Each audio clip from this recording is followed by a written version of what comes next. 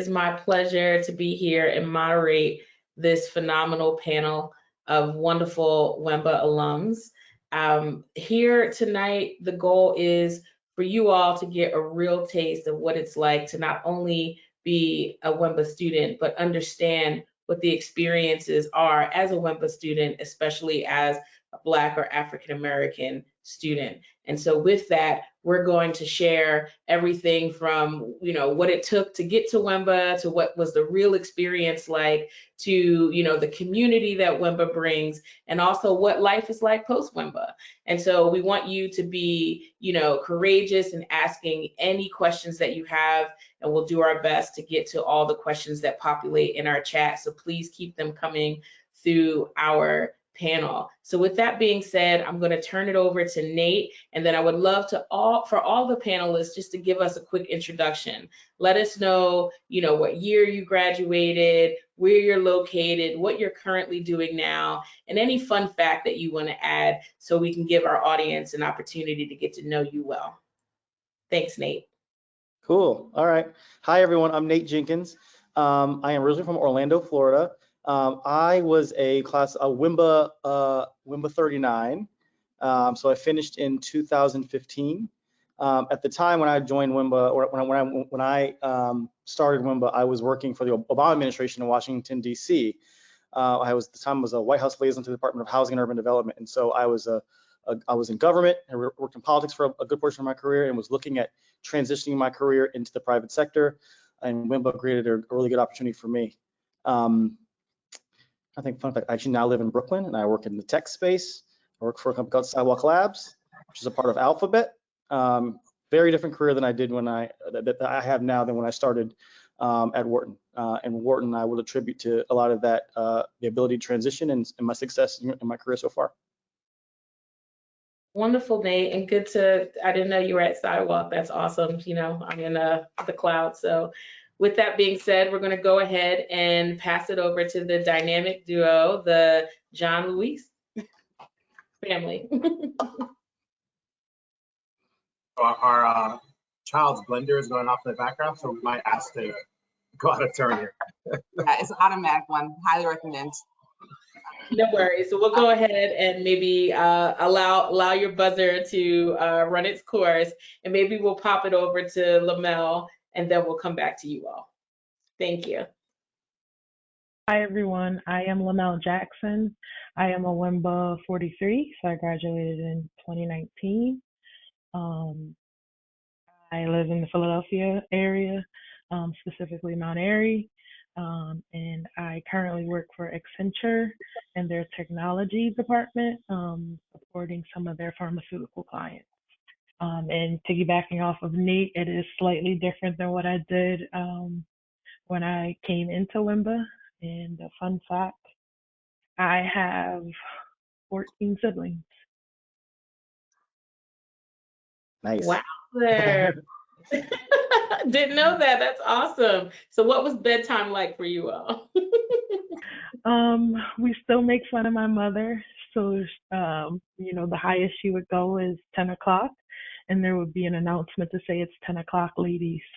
And then that meant you had to get in bed. No questions asked. That's awesome. Thanks so much, Lamel.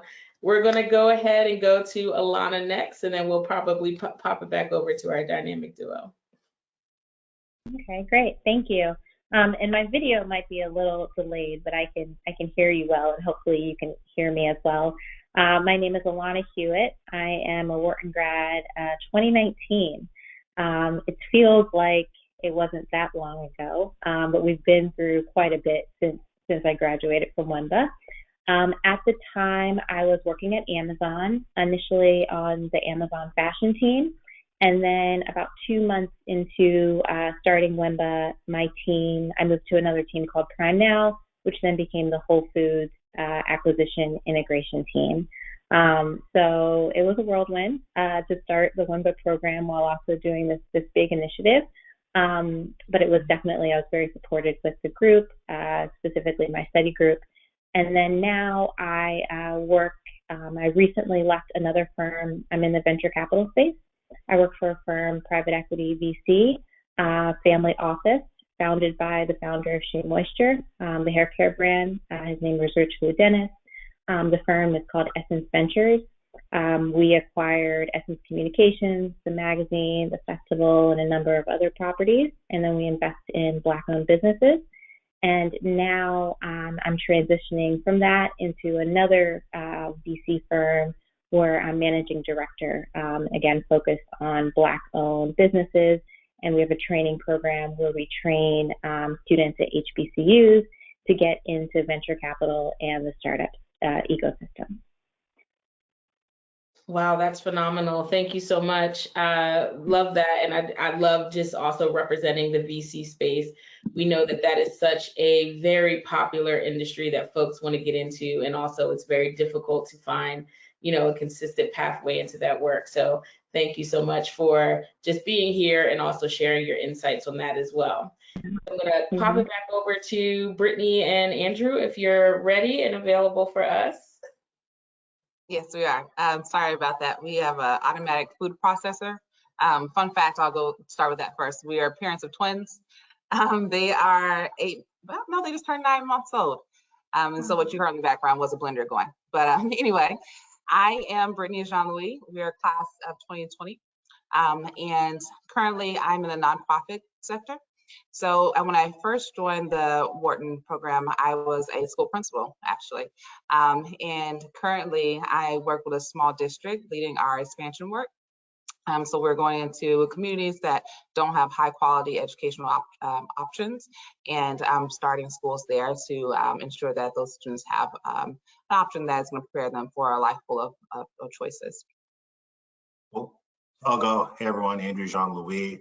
I'm a New Yorker trapped here in Houston, but I'm playing nice. But yeah, I'm also a class of 2020.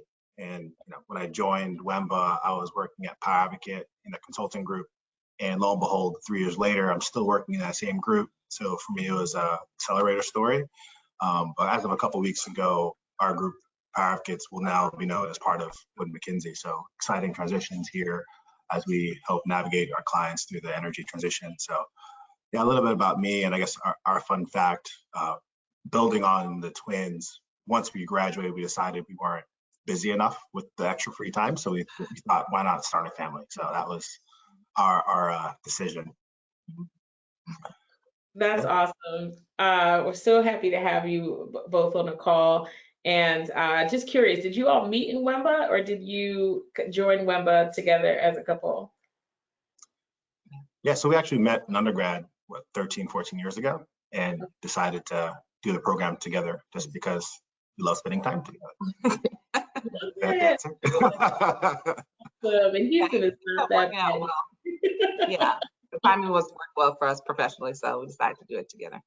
I love it. That's awesome. Well, thank you so much for being here. And 9-month-old twins, wow, it's such a treat. We should all feel very privileged that you all made the call tonight. So thank you for that for sure. And last but not least, I'm going to turn it over to Eddie. Hi, yeah, Eddie Wilson here. I actually graduated in 2021, so I'm very, very recent, WEMBA 45. When I started the program, I was actually in Seattle working for Nordstrom. Mid-program, pivoted to Amazon. 14 months later, pivoted out of Amazon, and I moved down to San Francisco about 4 weeks ago with Levi. So kind of totally in the same sphere, but definitely was a great learning experience. And I wish I had a fun fact, but I'm not that interesting or can't think of one right now. So if something comes up, I'll bring it up later. No worries about that. We're going to hold you to telling us a fun fact before the end of the event. Before we go ahead and start with our first question, I just want to say how amazing and diverse all of your different backgrounds are. We have such a phenomenal kind of spread of, you know, technology, mergers, acquisitions, consulting, retail, commerce, etc., education. I mean, being a high school being a principal, I'm not sure if you said high school or not, but being a principal is amazing and super important. Just the dedication to Black-owned businesses and everything that you all are doing is great. And I think the folks who are tuning in tonight are in for a treat. There probably shouldn't be a question that goes unanswered with just the representation we have on this panel. And so with that being said, we understand that making the decision to pursue an MBA is such a big decision to make. We would love to hear from a few of you why you chose to get an MBA, and more importantly, why did you feel like Wharton was the best fit for you? And so I'm just going to throw that question out there, and anyone can come off the mute and share their responses. Yeah, I don't mind starting off. I guess in the consulting space, there's almost an expectation to have an MBA to advance your career. And as I look at the folks that I admire in the consulting space who are doing the things I want to do in the 5-10 years from now, from partner beyond, they all, for the most part, have their MBAs from different schools, all who have different opinions on how that value translated to opportunities. But I just, from a career ladder perspective, it just made sense for me to go after that. But in terms of timing, I didn't do the traditional full-time because I kept getting new interesting opportunities in the consulting area.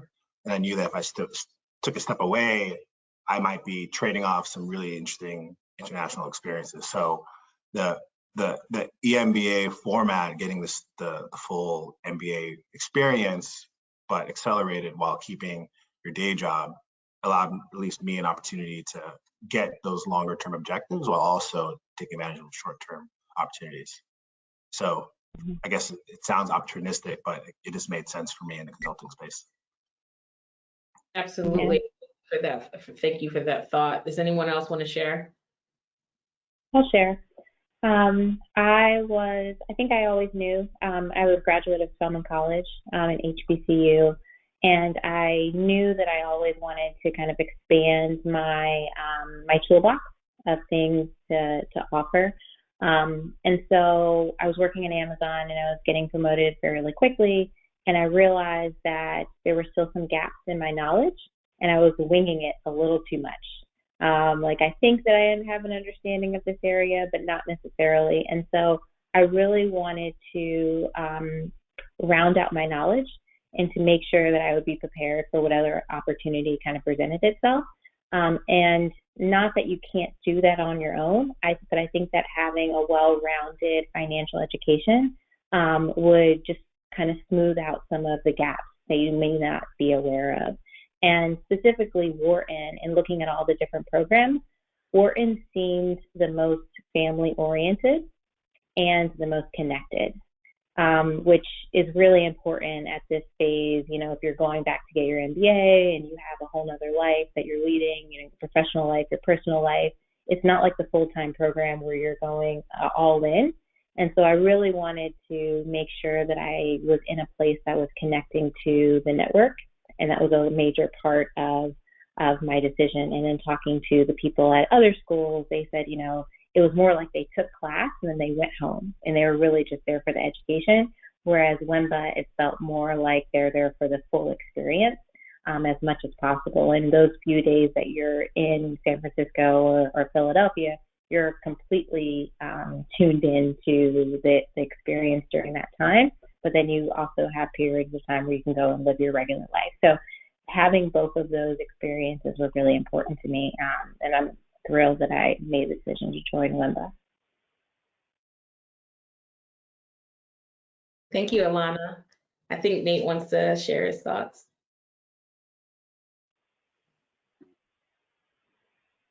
I think you might be on mute. Mute, Nate. Thank you for that. It happens to the best of us, doesn't it?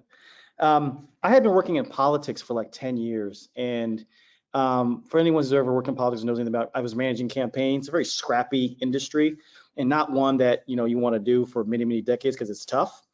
And so I knew that I wanted to transition from that space into something in the private sector. And I had started working in the Obama administration for a number of years. And I was thinking about going to business school the entire time. And my boss, who was a cabinet secretary at the time, told me hard. He was like, do not leave to go to business school full time. And I was thinking about both, got accepted to both the Wharton full-time program and the EMBA program, and was really thinking like hard, like which one should I do? and I didn't want to, and I'm sure some of the folks on the call will be thinking about this, is I didn't want to give up some of the opportunities I had right in front of me.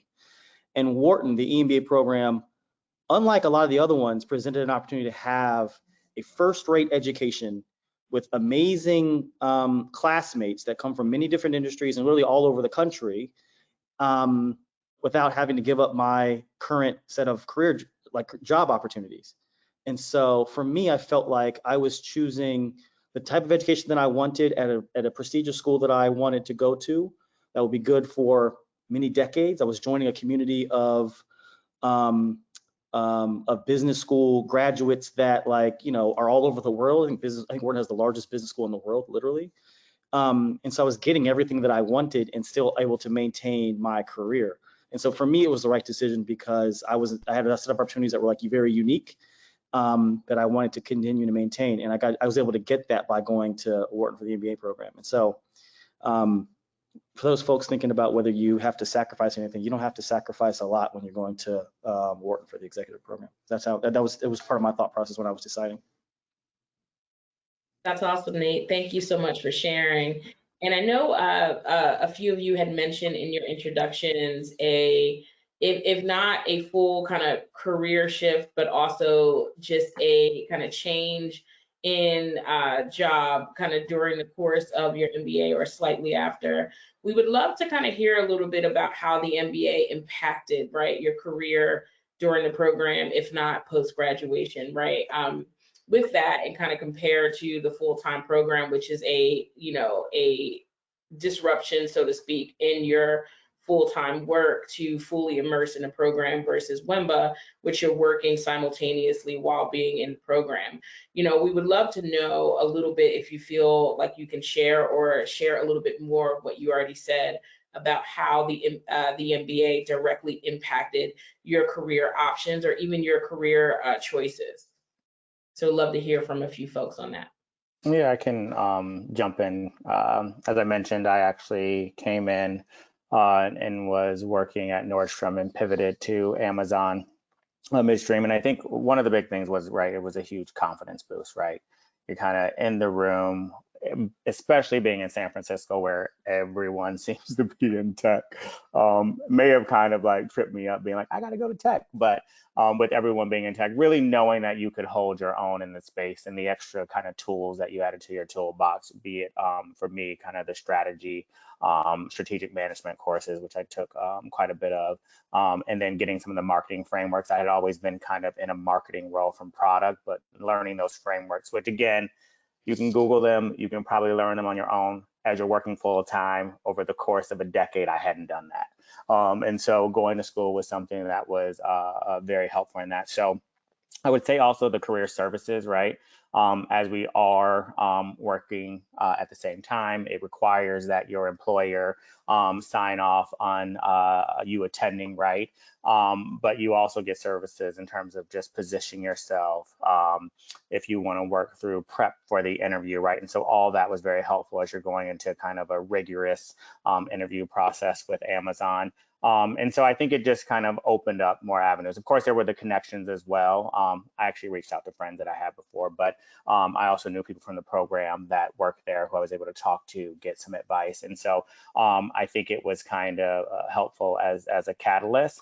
And then there's kind of the soft programs, and I can't remember the name of it, but right, where you're kind of learning about yourself, what really your goals or values. And so I went to Amazon where I was kind of like, this is where I have to go. Tech is where it's happening. I need to pivot, right?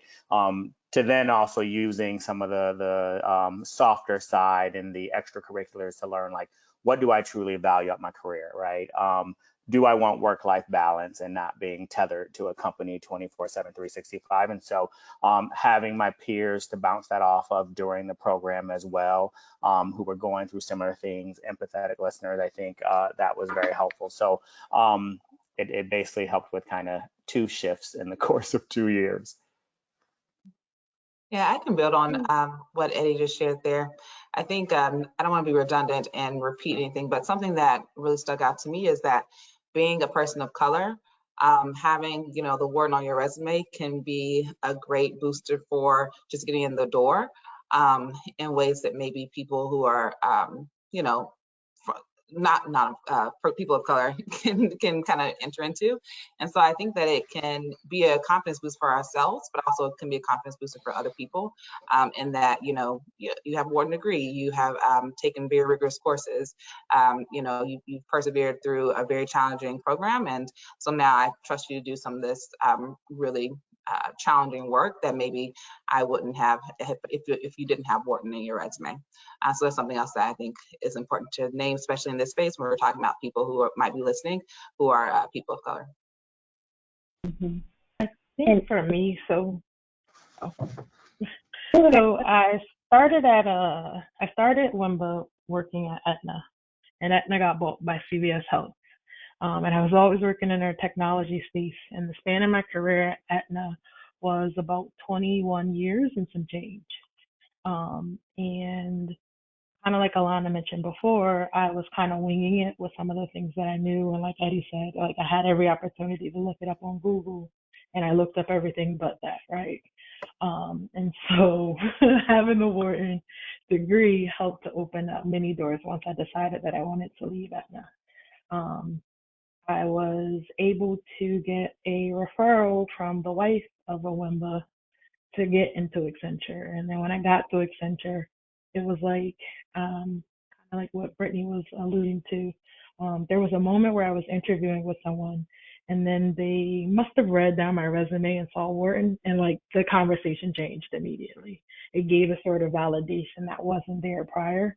And I could just tell from the way she was speaking to me prior to that. And I'm like, oh, you got to the bottom of the resume, and now it's, oh, you're so great. And it's like, same me who started this conversation.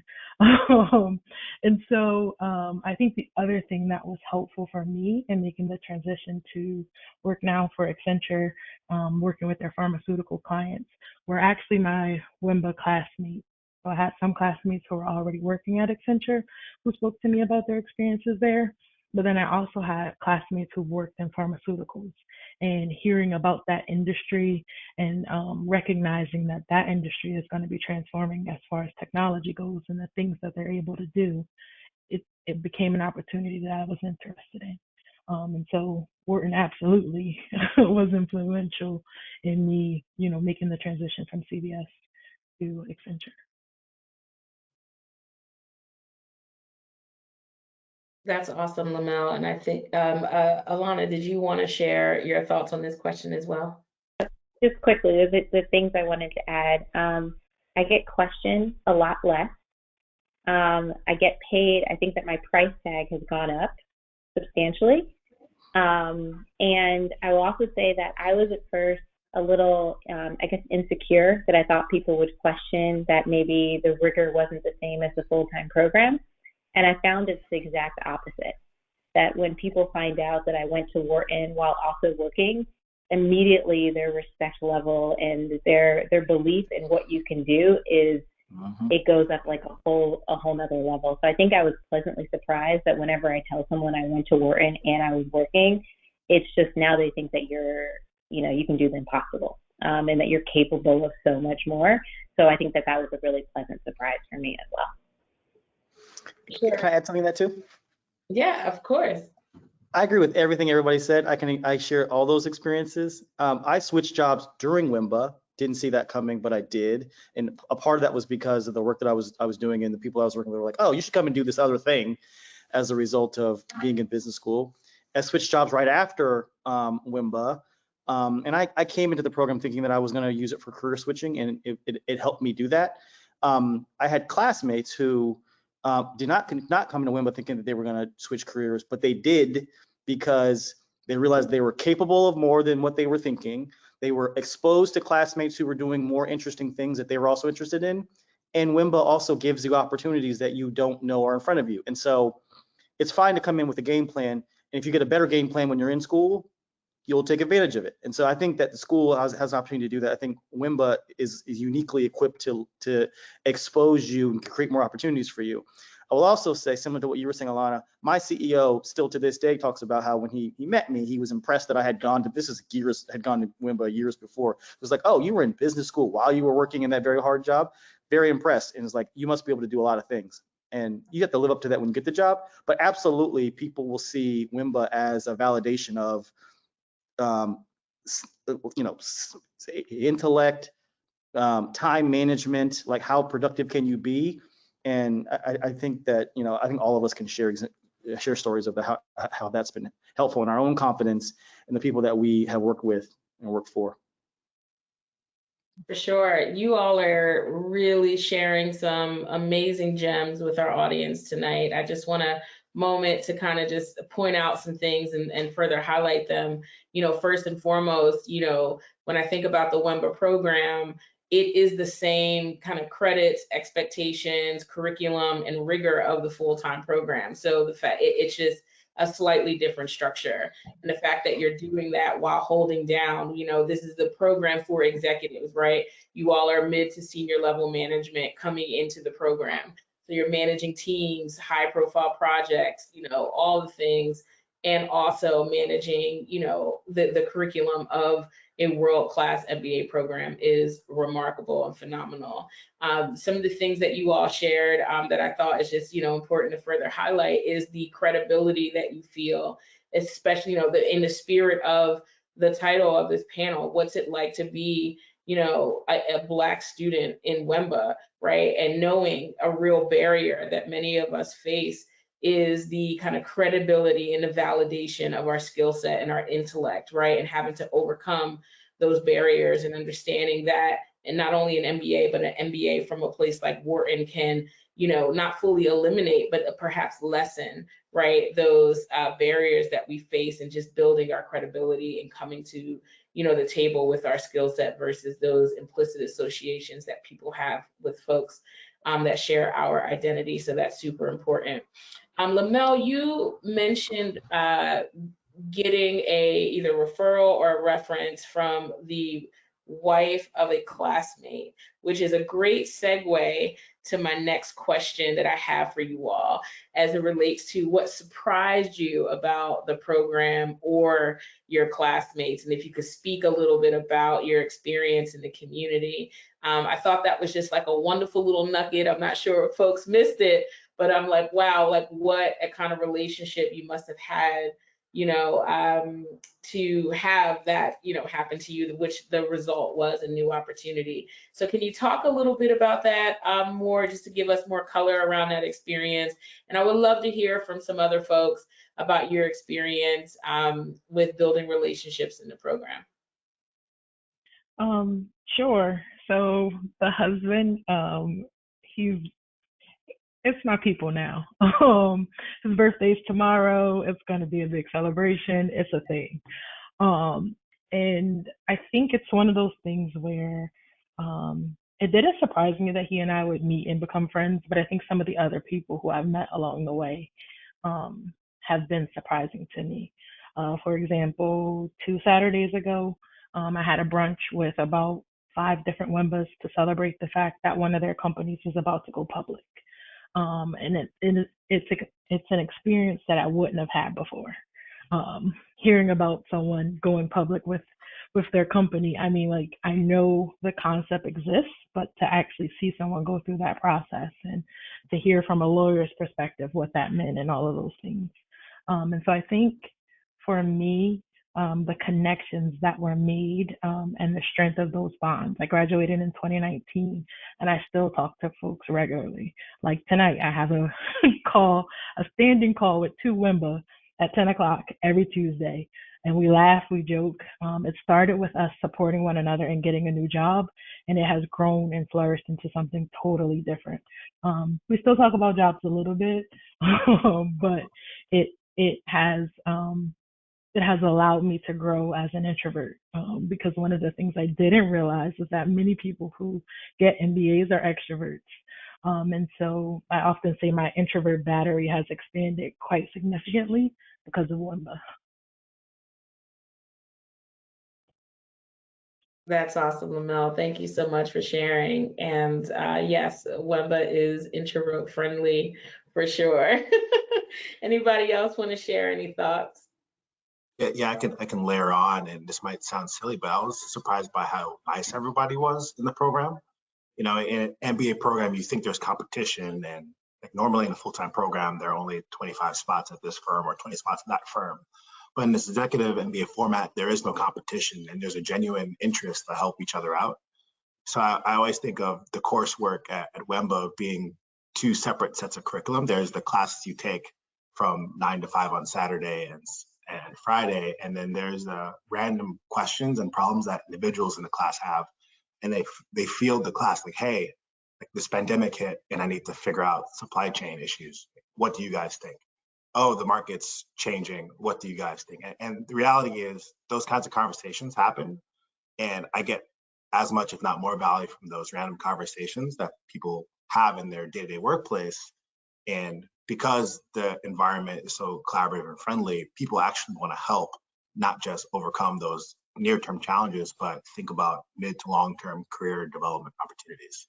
So I was surprised and like somewhat relieved that the cohorts at WEMBA are so positive and still very much connected well past graduation. So I really love that fabric of the culture. Yeah, and I actually was surprised at how excited the professors were to engage with us as students. Like more than a handful of them said they like the EMBA people versus a full-time program, which hopefully there's no shade there, but I think there's something about working with people who have had jobs in the field that they are studying. So there's this two-way learning that happens that they get excited about, that of course, like we're in their classes, we're learning from them, but also they oftentimes will call on us in the class and we would provide our perspectives as people who are, you know, implementing it in our firms or our organizations. So I was really surprised by that. I mean, professors would hold luncheons and dinners. They would hang out during breaks and after class. They weren't, you know, just leaving the classroom trying to get to the next thing. They actually really wanted to engage with us, which was really exciting. That's awesome. Thank you so much for sharing. And I'm hearing, just to kind of quickly recap, you know, lifelong friendships, like amazing caliber of classmates, where the learning, you know, not only just happens in the classroom, but just the knowledge share and the experience share across folks in the program is great. Just the classroom experience and learning from the faculty, from their wisdom and their lived experience as well is super great. And just kind of what's surprising. And then I love what you said, Andrew, around people were just nice, right? It totally kind of broke down this misconception that folks have about MBA programs, or maybe it's just Wharton, right? Where you come to a place and you expect sharp elbows, and what you get is like big warm hugs and smiles and all the things. And so I'm super happy that that is true to your experience. Does anyone else want to talk a little bit about the experience they have with their classmates before I move on to the next question? You don't have to answer, but I just wanted to provide more space in case anyone wanted to share. And before you do share, I just want to encourage our audience to please post your questions in our chat, because we will open it up to those and we'll want to make sure we get to them. So just a reminder to put them in the chat. Yeah, I would say for me, right, it became an extended family. We suffered a loss of my dad this year with COVID and everything, right? And so for me, it was the outpouring from my classmates, and we set up a scholarship. Some of them donated from that perspective. And so although we were kind of, my program was a little bit weird, right? Because we had COVID. So I did a lot of distance learning as well, or in some asynchronous. But the relationships that you've been cultivated over the first, 6 months to a year that we actually were able to experience in person was huge. And then on a lighter note, the other thing that actually is really good is there's a lot of opportunities for like angel investing, right? I don't know about your network. My network that I had before going to Wharton didn't have a ton of those opportunities, and so you have people starting new companies, looking for people to invest, and the ability to get in on the ground floor and kind of roll the dice is also a nice added bonus as well. But all in all, it was the caliber of people. And for me, when I was at kind of my darkest moment, them all showing up and showing a level of care that really made it more like family. Thank you for sharing, Eddie. I just want to say I'm really sorry to hear about the loss of your father, and just kind of send in some really warm hugs and positive vibes as much as I can through this webinar. Wow, so you went to WEMBA during COVID. It's wonderful to also hear the kind of sense of belonging and support and community that still was able to flourish, right, despite the kind of circumstances of attending virtually. I'm curious to know if there's anything else you want to share about your COVID WEMBA experience that you think would be helpful for the audience to learn a little bit more about the program before we move on to the next question. Yeah, I think, people came to this program because they wanted that in-person experience, right? And the ability to build those relationships. So I think we had a lot of people who were keen on maintaining that the best that we can with following COVID protocols, right? So people still got together in small pods. So whether that be by your city, so if you were in LA or if you were in Seattle, where they can, and getting tested and following the protocols as best as possible. So they were still yearning for that connection, and we even set up kind of coffee chats, but where you'd be randomly paired. And so I actually got to have probably more experiences also with students on the East Coast, because you typically don't cross-pollinate that much, just kind of the big weeks, the week when you first start, and then marketing week. And so that actually gave me an opportunity to talk and build relationships with people on the East Coast. And we actually got to be in some East Coast classes. That's probably going away, and you maybe don't want me to talk about that, but we were able to remotely attend some of the East Coast classes. So it actually opened up more classes. That allowed us to get, like, I did a double major per se, right, in strategic management and also marketing. So while it was something that, when we first heard about it, we were like really bummed out from that perspective, it actually created a lot of opportunities, and people really leaned into that.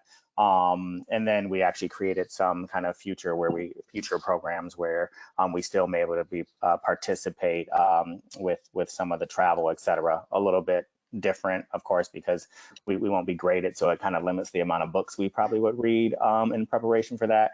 But I think people really leaned in, and it actually opened up a bunch of opportunities that we probably couldn't have even considered. And then I would say for me, with the transition, with having to go home due to my familial situation, it was actually nice that sometimes you could have an asynchronous class, right, where I could watch it. Everything got recorded, so I actually could like replay things when I'm trying to learn it. So things that seemed like a detriment at first actually became a bit helpful in the end.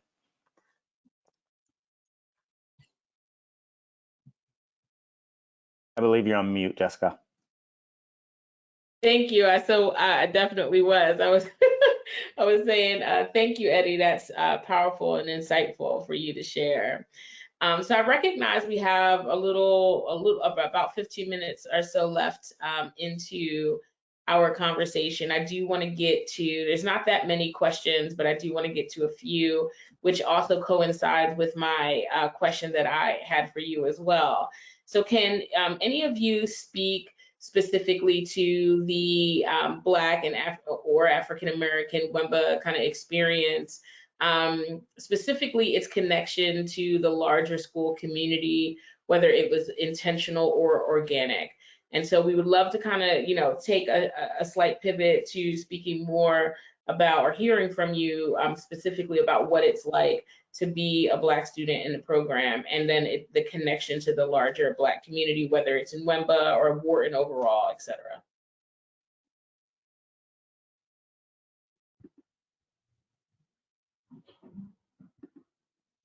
I guess I'll go first.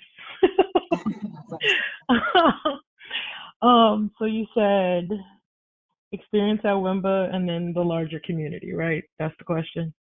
All right. So experience at WEMBA as a Black woman, it was definitely interesting. It was definitely very clear that there weren't a lot of people who look like me in the program. There were definitely moments where I kind of clung to the community more than other times. But we also encouraged one another along the way to expand and to grow. So we had, I would say it was probably like 5 or 6 of us on the East Coast. And then Alana, I think it was like 3 on the West Coast. And so didn't really communicate as much with the West Coast folks. I did take classes in San Francisco for about 6 months, so that helped a little bit. As far as the Wharton community at large, I did attend a few of the events that were thrown by like the clubs, but as far as like student life goes, it was just a different, I think it was an age difference, so I didn't, participate in everything, but there were some events, like I think it's the Whitney Gala, I can't remember the name of it, but I attended that a few times. What was it, Jessica? Whitney M. Young? Yes. So the Whitney M. Young Gala, which is pivotal for the school because I believe he was one of the first, if not the first, African American professor at the school. And so they do a huge gala for him. I think it was in December that year, and I think it's actually in January this year. So I still get the communications. I knew a few of the full timers, but it wasn't, the bonds there weren't as significant as the WEMBAs. Yeah, and there might be a long pause because I think that we're probably all used to being in spaces where we're not overrepresented. There's always just a few of us in spaces like this. So I don't think it was any different than any of those other experiences. If you went to an undergrad or another program where, it wasn't HBCU, you probably have similar experiences where you are one of the few people in the class who are people of color. I didn't experience anything overt, like overt racism or anything negative in that regard. But at the same time, there wasn't anything, strategic on the administration to do anything for people of color in the program, but we did do some things on our own. We had like, group me chat. And so we would, just share different things or meet up to just have community and to just come together and, talk about things that are affecting us and our experiences there. But yeah, I don't think it was anything, it's probably about what you would expect. It wasn't anything above or below what you would expect in this sort of environment. For sure. Yeah. Thank you for that insight, Brittany. Yeah, Alana. And to add to that, I think I think when you come into this program, everyone is doing this to better themselves. And so most people come with a certain level of vulnerability and are a little bit more open in this space than they probably are in their professional work environment. And so I found that there were a number of people who came and told me that this was the first time they'd had an extended conversation with a Black person. And so they asked me probably more questions about my experience, and especially the international students that probably had not encountered as many African Americans or Africans. And so I found that was a little bit more refreshing, just to even have some of those harder, open conversations, as opposed to in the professional work environment, you never really talk about those things. You kind of just like leave it at that, and it kind of gets put by the wayside. And so I think understanding some of my perspectives or understanding my world a little bit more, I think there was a little bit more interest than I anticipated, which I found interesting. And the same side with other people of other ethnicities, that maybe, we had a student that traveled from Russia or a student that traveled from Singapore. And so I hadn't had a lot of experiences with those people as well. And so bringing their culture and being a little bit more open was nice and refreshing for me.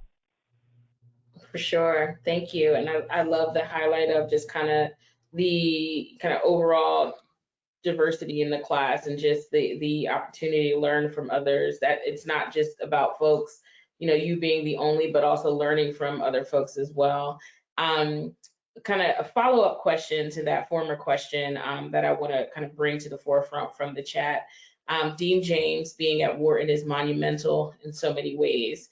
So what has Dean James's tenure at Wharton meant to you thus far, either as a student or an alum? So we'd love to hear a few reflections on that as well.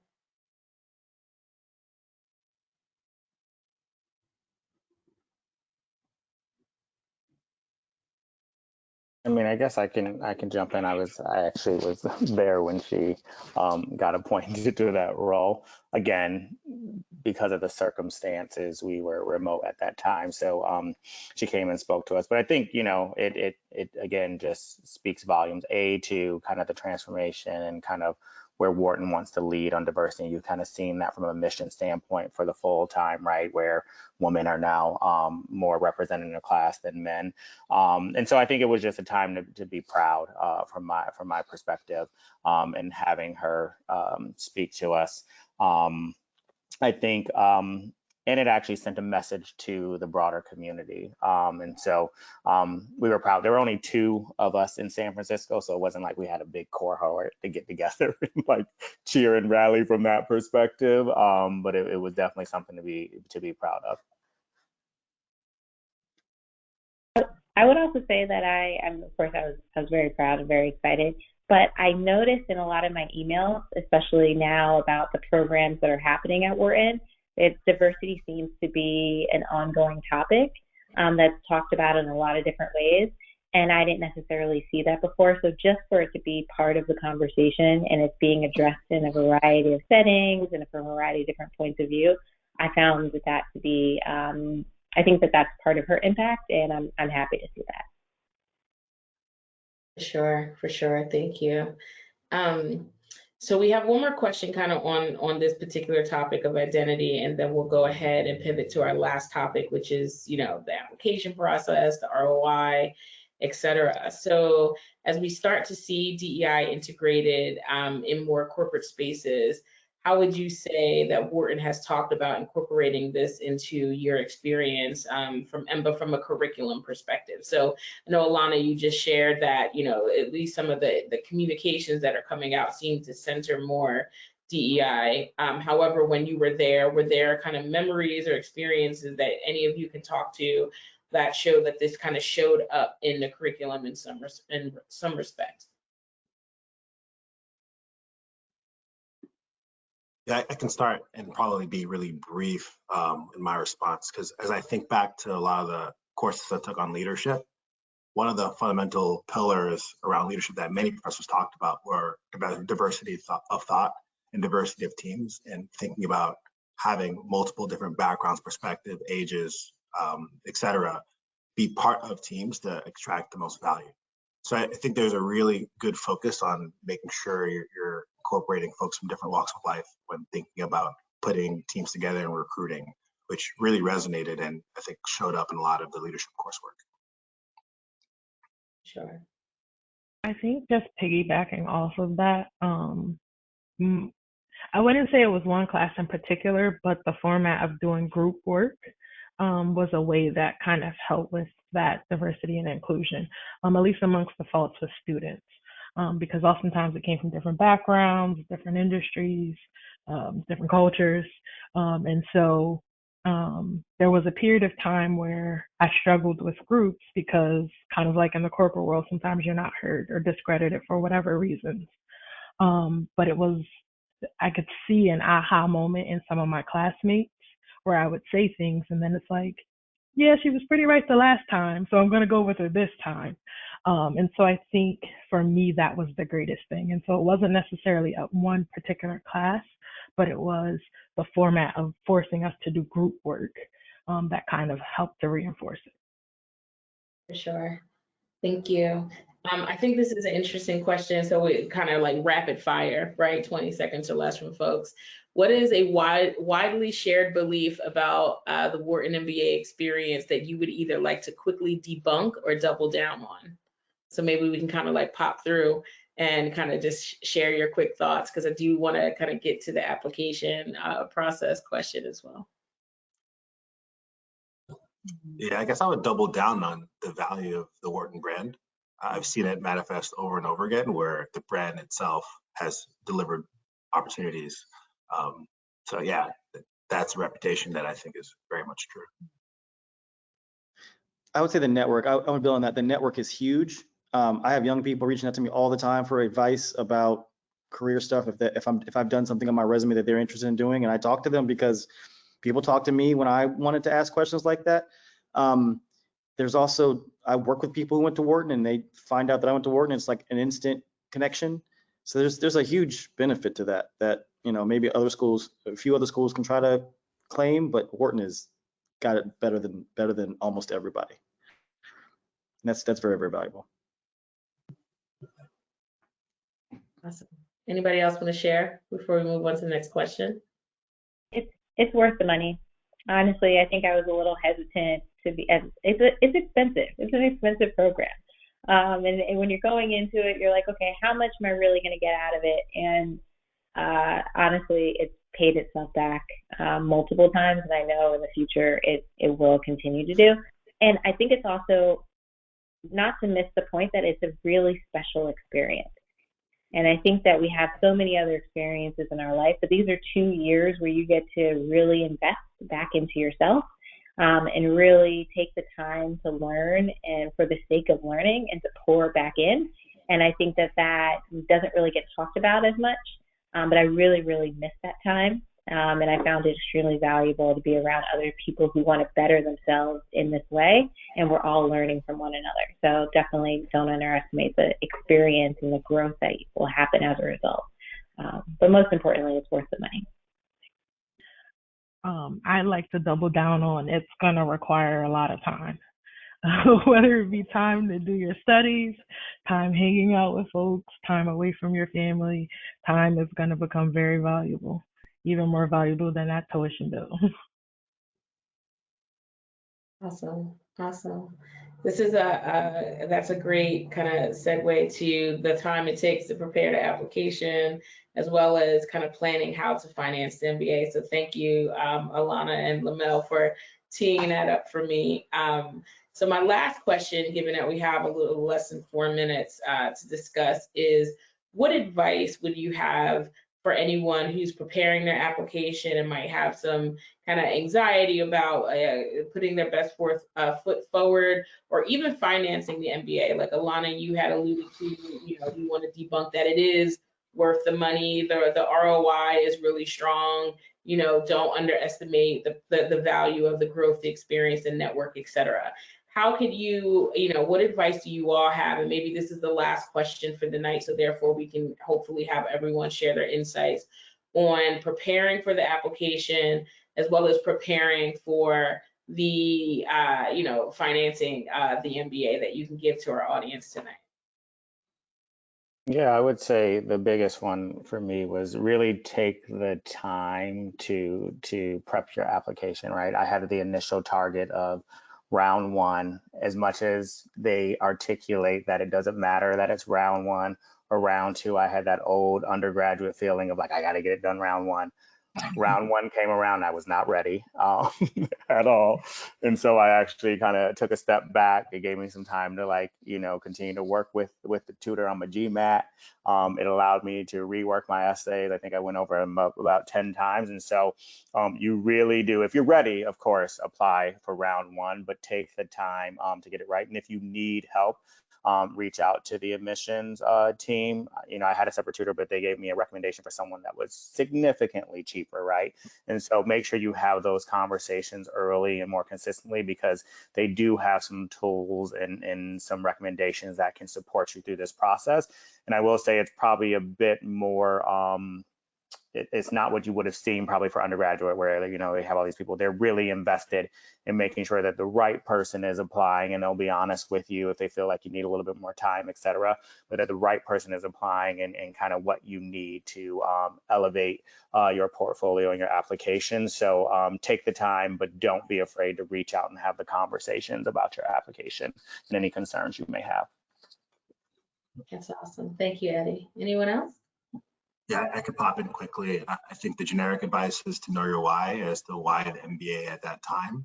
But to take it one step further, you get a lot of value by taking that journey to figure out your why, by making it a group effort. Have conversations with people that care about you, whether they be your mentors, your managers, or your family, and make that journey be a collaborative one. And I think by making it a group conversation, you start to learn a little bit more about what your why really is, what's important to you. Sure. Great advice. Can I say one thing that's a little different than the application process, but when you get there, I would encourage when you get there, you have amazing classmates, and I would say the class above you and the class below you become resources for you. So when you think about community, whether it's more Black students or even others, like try to get to know the people ahead of you and below you, because it just expands the number of people you work with. Also get to know the professors. you have world-class professors who want to invest in students, and like they will if you ask them to. I almost went into business with one professor. Like I didn't see that coming when I came into the program, but people, they will engage with you. And so when you're thinking about, the reason why I bring this up is because when you think about your application of the why business school, you should explore that hard when you get to school to see if it still stands. And if you pivot because you think something, because you're exposed to something different, do that too. And there's lots of people who can help you with that. Your classmates, your professors who will engage with you on a level that you won't fully appreciate until you get there. Sure, that's powerful. Thank you, Nate. Anyone else? Maybe Brittany or Lamel, you have anything to share? Alana, perhaps? Yes, I guess I'll just highlight a couple of things that I heard that I just want to stamp. I think it's really important to reach out to the missions team. They are willing to help. Like, you know, I think it can be sometimes a power dynamic, or you might be feeling insecure, like, oh, I don't want to be honest. Like, talk to them, share your situation. They're looking for really high quality people to join their program, and they are open and honest and transparent about what it takes to get to Wharton. And so, you know, reach out to Diane, the admissions team, with your questions and concerns. They will help. Great. I agree with that. And if you haven't had that interview, have that interview. That's the first connection. I harassed the person that interviewed me for months after, just to make sure that I got my application in and had everything that I needed. And the last thing I'll add is, I think don't be afraid to, again, add that vulnerability and be reflective and really open about why you're coming and why you're doing this. Because the other piece is, in addition to evaluating you into the program, they're also curating your study group. And I think that they do, Barb and Diane do an amazing job of putting great people together that can build off of their strengths and weaknesses. And Lamel mentioned this earlier, like somehow they put these groups together that really mesh really, really well. But they have to really get to know who you are and the real you to a certain extent in order to make that magic happen. So definitely don't be afraid to be more honest than you probably feel like you should about why you're doing this and what you think you'll gain, so they could work the magic on your behalf. For sure. Awesome. And my kind of 30 seconds or less thoughts that I'll share with the audience as well is, number one, bet on yourself. You know, you first have to believe that you could be in the program before anybody else can, right? So don't psych yourself out because of GMAT scores, or because that one time in freshman year 20 years ago in undergrad you didn't do so well on a random test. Like, let it go. You know, allow us to be, you know, the decision makers around, you know, you coming into the program. Do not, you know, already write yourself off before you even apply. The second thing I'll also add is ask for help. Even one thing I love about the Wharton alumni community is that you can send people notifications on LinkedIn and say, hey, can I have 15 minutes of your time to talk about your experience in WEMBA? And folks, believe me, you'll get more responses than not, right? And so reach out to folks, gather insights, ask for advice, feedback. Our admissions team is amazing and phenomenal in really supporting people, not just for the upcoming application cycle, but for years and years. So, like, you know, you're a part of the family even before you're admitted. So take advantage of the resources that are here for you to you know, get you into the program. And then the last thing I'll add you with, just kind of on Nate's point, coming into the program, you know, especially being the only or one of a few, this is also an opportunity for you to reach across lines of difference as well, right? And so don't allow, you know, that kind of notion of I'm one of only one or one of a few to really take away from what you should get out of the program. And so also be courageous in building, you know, connections across lines of difference, because that's where the real value of the MBA really lies, is in the network, is in the connections, is in the lifelong binds. And it's hard to put a price tag on that, but most importantly, worth the investment. So with that being said, I want to thank our amazing, esteemed panel. We want Brittany and Andrew to get back to their twins. So we're going to wrap this up right now. Nate, get back to your family as well. I heard you in the pre-call mention that you had some little ones running around as well. And for everyone with children or furry children or whatever, or going back to Netflix, we want everyone to get on with their regular schedule for the evening. Thank you so much for your time and your insights, your transparency and vulnerability. You all have been an amazing panel. And thank you for the support for our prospective candidates. Have a great night. Bye. Good luck, everybody.